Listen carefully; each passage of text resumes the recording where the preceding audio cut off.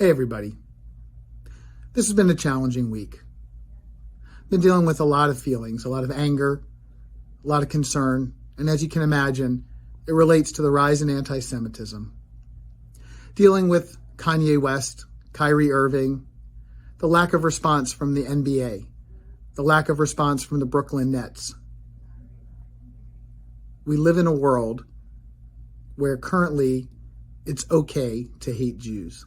We live in a world in which the responses to what some of these people are saying are almost more offensive than the words that they say. We live in a world where the entire state of New Jersey put their synagogues on alert yesterday because there was a credible threat.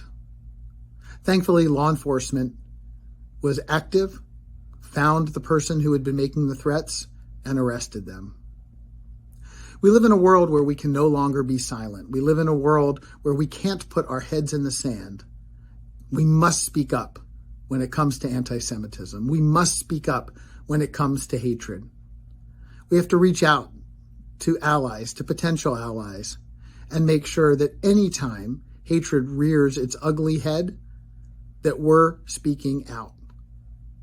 If we do this, we'll have people who will speak out when it's anti-Semitism. We'll have people who will speak out when it's our synagogues that are threatened.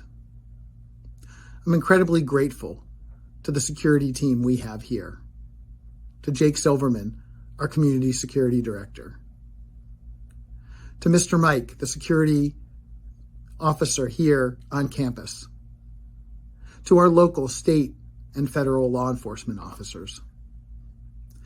This week here on campus, we received some hate emails and one hate voicemail. It was awful to read what this person wrote and to listen to the words that this person said.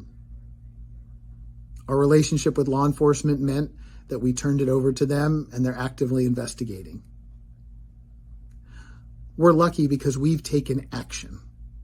We've built the relationship with law enforcement. We speak out.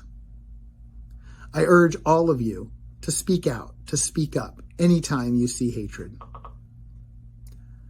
Sunday, I leave for a trip to Israel. You see, with the election in Israel, what happens when people are dealing with fear for their safety. We don't want to be in a position where we have to constantly be in fear for our safety.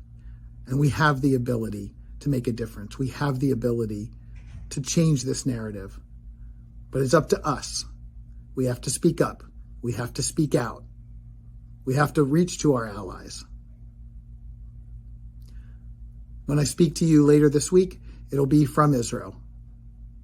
And I look forward to being filled with hope, to being filled with the joy of being in Eretz Yisrael, our homeland.